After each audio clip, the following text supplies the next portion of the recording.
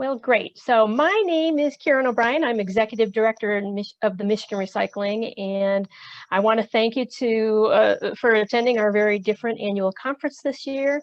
As you know, we've had to do things a little bit differently, but we've got 3 more weeks of educational programming ahead of us, and I hope you get a lot out of what we've put together for you today. We've got a few different announcements for you that we've been doing throughout this. EGLE did recently release an RFP for their 2021 recycling grant program. You can find information about that grant RFP on their webpage under recycling and under grants. MRC members should have received their board of directors ballot, and the results of that election will be provided to you through our annual meeting on May 12th.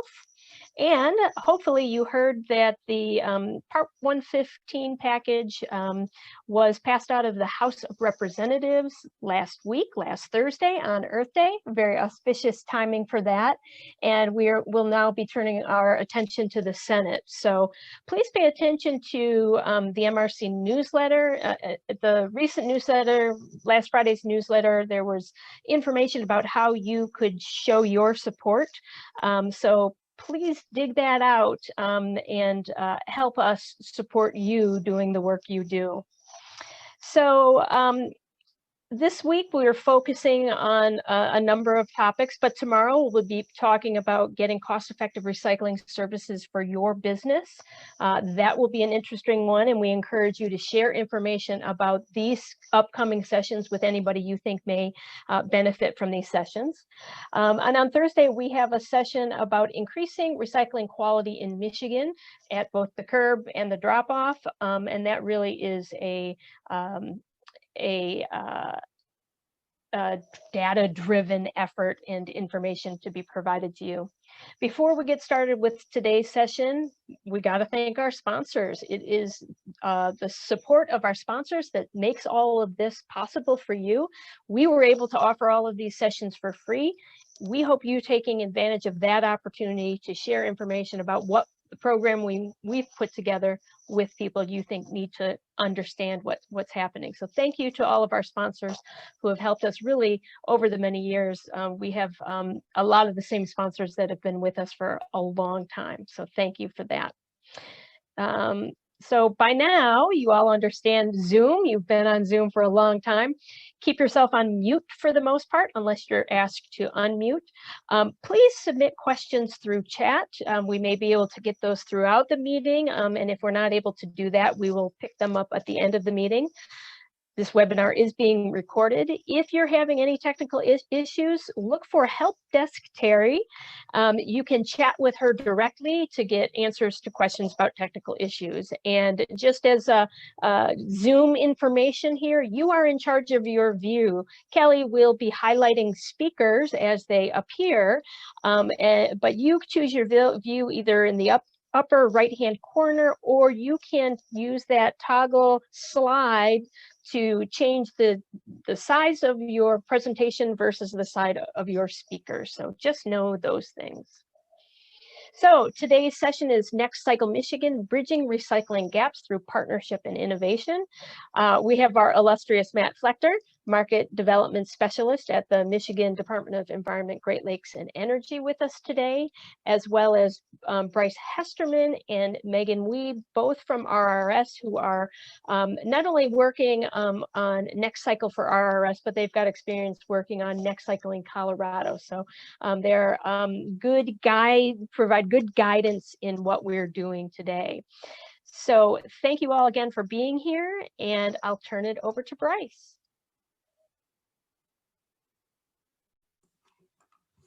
Yeah, Karen, thanks so much, and thanks everyone for joining today. So yeah, as Karen mentioned, this session is focused on bridging gaps through partnership and innovation. So we're really focusing on that partnership today, and hoping to make this interactive and allow everyone to work together to share what they're doing and hopefully find some connections there. So here's a quick agenda of what we're hoping to go through today. So Karen just did a welcome. After this, I'm going to kick it over to to give a little overview, and then I'll share some slides to talk about NextCycle kind of in general.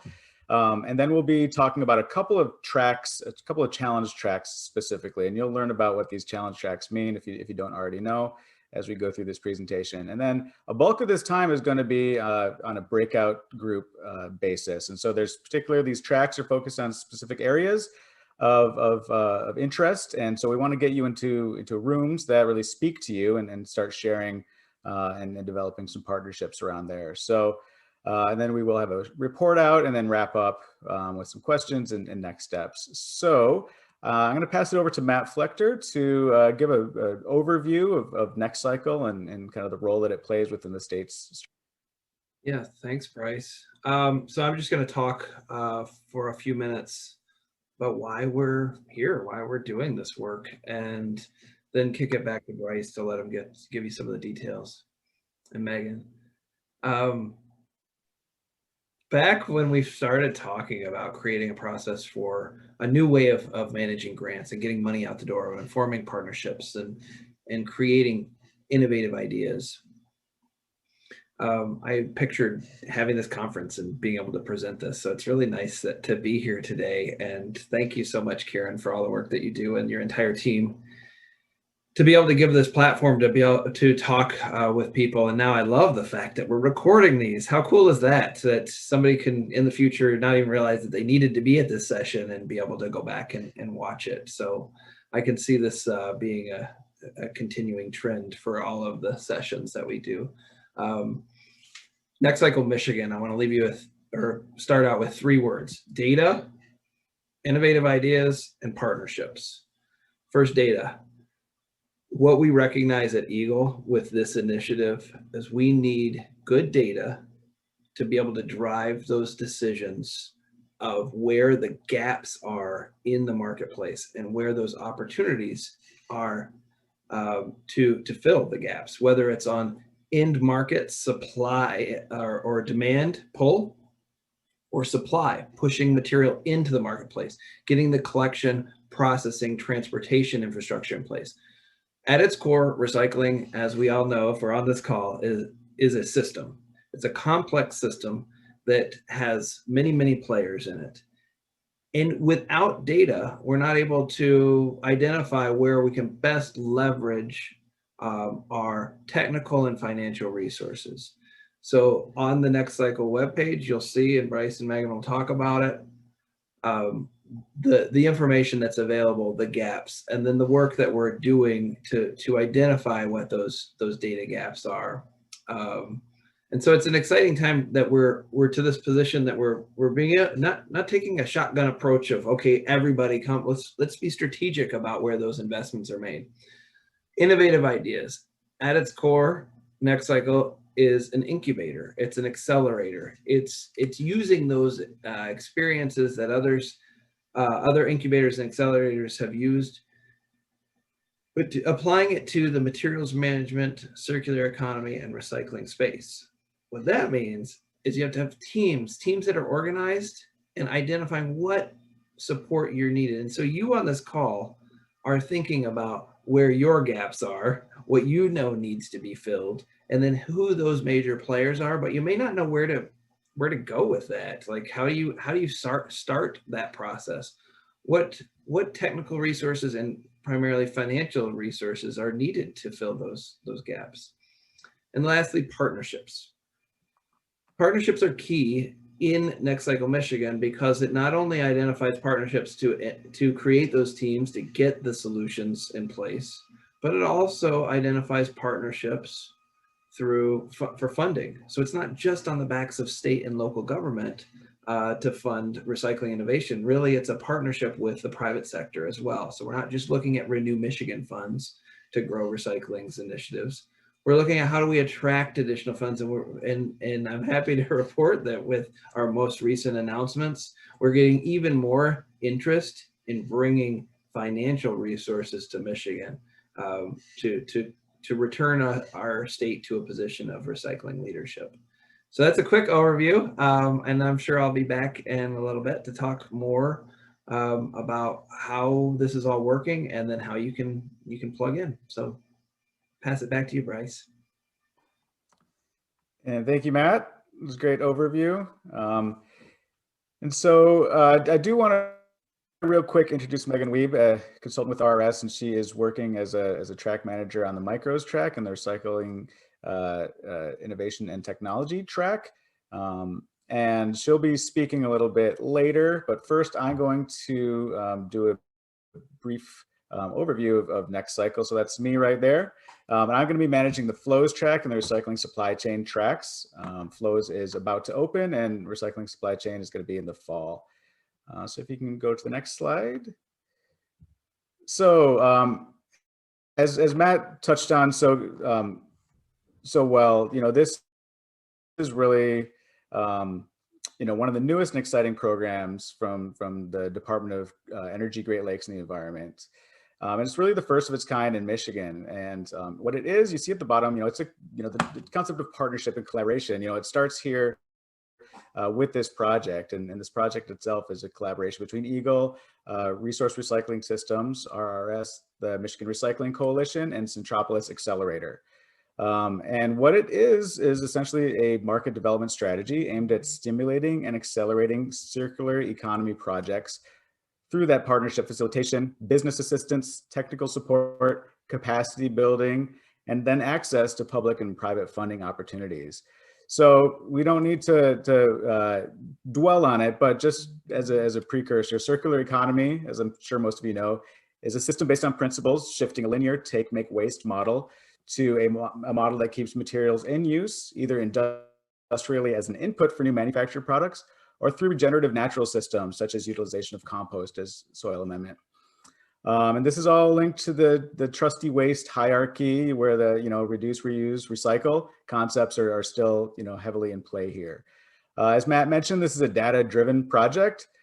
He mentioned a couple of those, the gap analysis, and there's also an economic impact analysis that the state's done in recent years, and both of which can be found on the NextCycle website under the resources link. That analysis indicated that Michigan is a low performer when it comes to overall recycling rate and landfill diversion.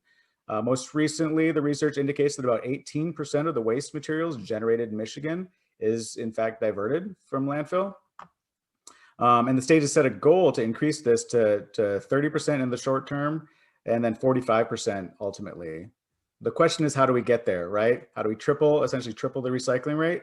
Well, this program was developed as a tool to do so through setting up 6 innovation challenge tracks focused on just different aspects of the material reuse and recovery system. These challenges are guided by that data, where those gaps were identified and specific material streams and sectors were identified there. This effort also promotes diversity, equity, and inclusion as a priority, as it seeks projects that advance jobs, recycling access, business support in underserved communities, both rural and urban.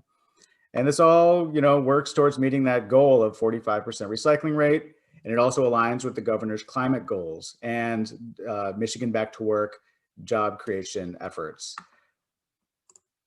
To give an example, we can go to the next slide. Here we go. The economic benefits of reaching that 45% means about 138,000 jobs, $9 billion in labor revenue, and $30 billion in economic output. And so this is no small segment. This is approaching the transportation and tourism industry in terms of economic output. So this is a really big opportunity here that we're trying to advance. So next slide, please. Yeah, the premise of the challenge track model is this acceleration model that Matt talked about. So it's to accelerate project and business plans to create a pipeline of shovel-ready ventures ripe for public and private investment that will help Michigan move towards these targets and towards a circular economy. So, as we noted, it generates more jobs through, cycling through a circular economy than just disposing in a landfill, and it reduces emissions and several other environmental benefits.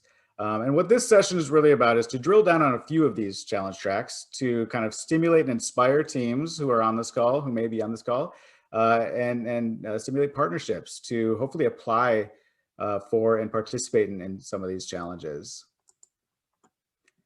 So what are these challenges that we're focusing on, the 6 that we've referred to?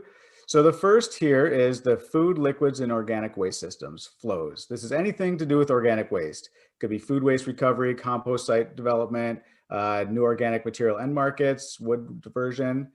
Next is intergovernmental initiatives and public-private partnerships. It's a mouthful, but in short, we can call it I2P3.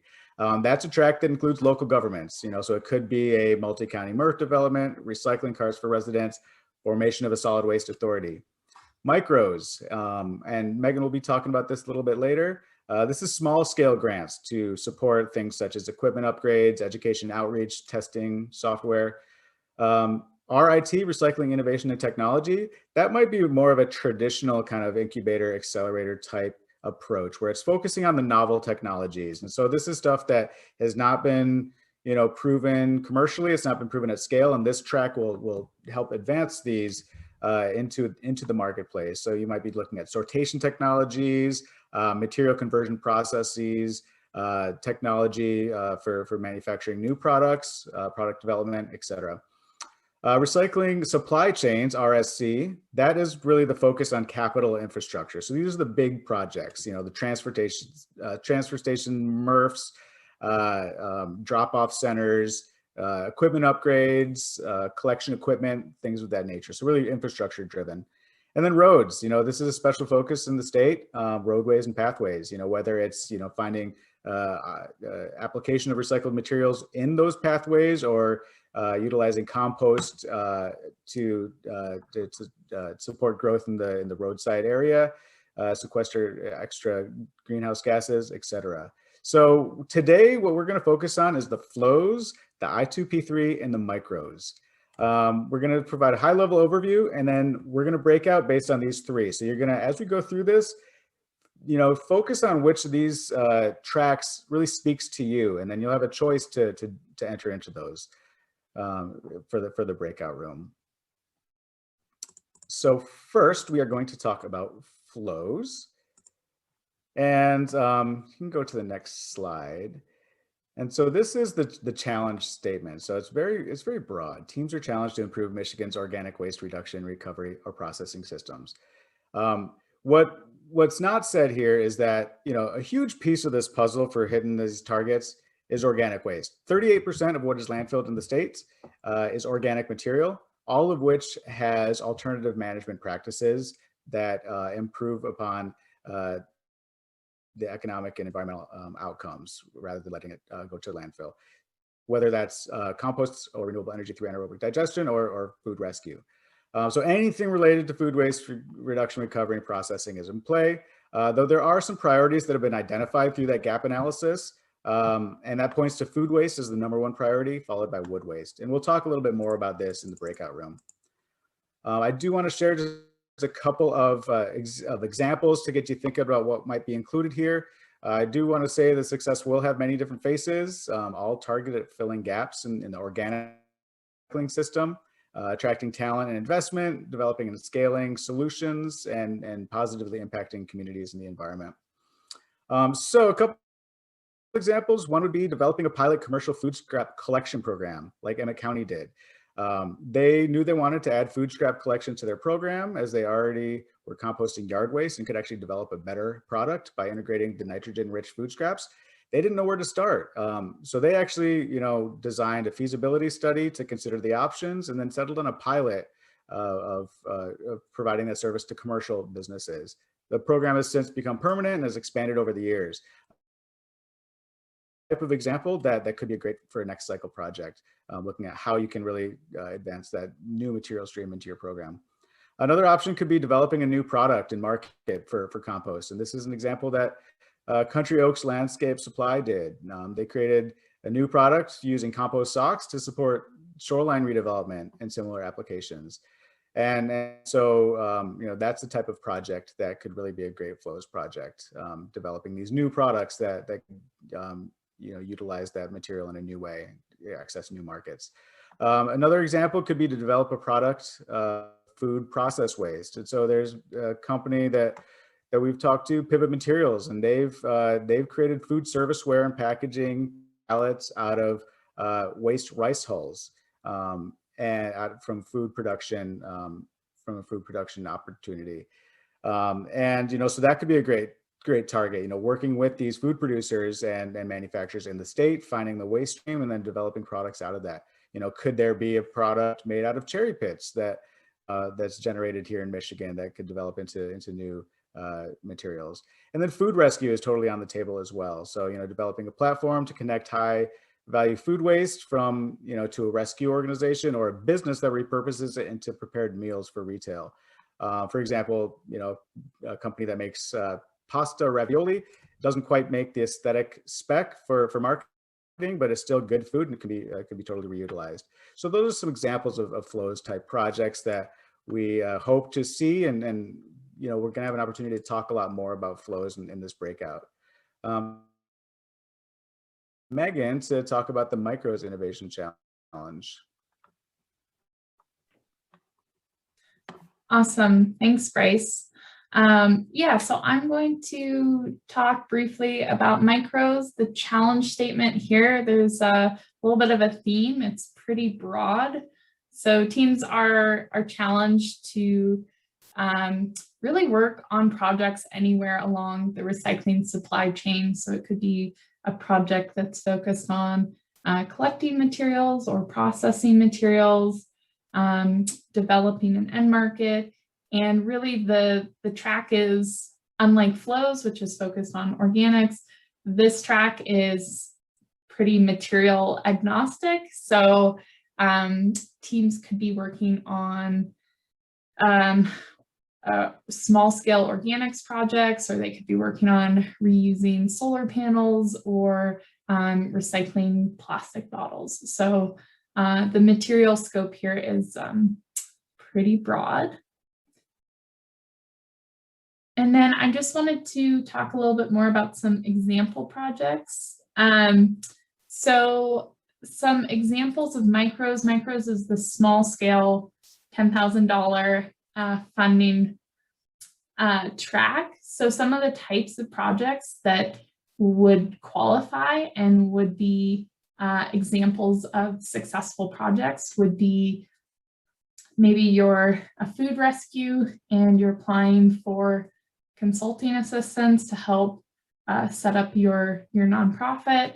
You could be applying for a piece of equipment. So you could be applying for funds to cover a baler. You could be a university group or a research institution that is working to develop a new product that's using recycled content.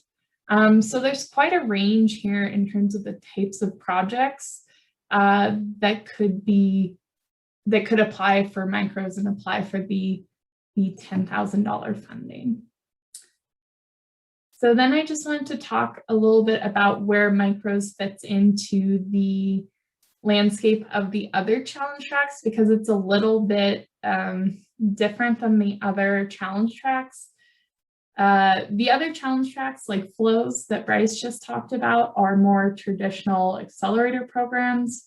So you apply, you get into the track, and then you get assistance with your business plan, you get assistance meeting partners, and at the end, there is a pitch event or a showcase, and that's where you can earn money or win money for your project.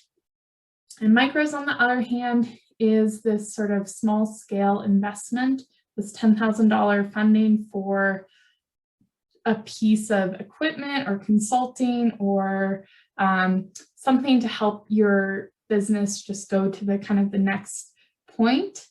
And so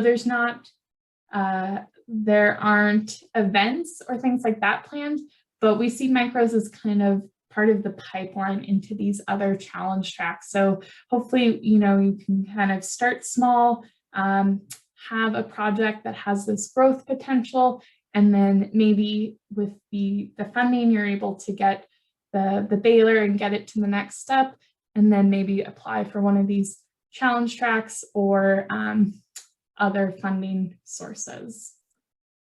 So and I'll talk a little bit more if you go into the micros breakout room about the funding categories and some of the details there. So then the I2 P3 challenge track. This one is this one's really focused on the public sector and public sector projects. So really the eligibility here is you have to have a team that has a partnership with some local or regional government or entity. So that's kind of the distinguishing characteristic here. So you can see that the emphasis really is on this public-private partnership. So bringing together groups to be able to further recycling in an area. So I can talk a little bit about some examples of what an I2P3 project would look like. So for example, a team that could apply to I2P3 could be, 3 counties get together in a region and they're working on a regional sustainability materials management plan. So that could be one team that applies and they get help through the I2P3 track to further that plan. It could also be a couple different community partners and a local city working with a hauler to get recycling carts for a residential program.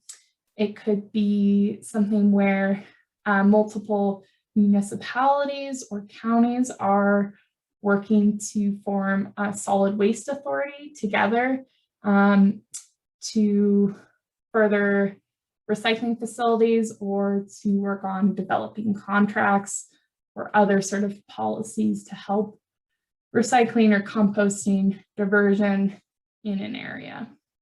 So that's kind of the little brief intro on those 3 tracks that we're going to focus on in these breakout rooms. So now that you have a little bit of a sample of what these 3 tracks are about, we're going to go ahead and break out into rooms to talk more about the types of things that you're working on and the things that are going to help you and what you're working on, and really try to make some connections here and some partnerships to be able to move some of these projects forward. And then we can also answer some more questions, track-specific questions about flows, I2P3, and micros, and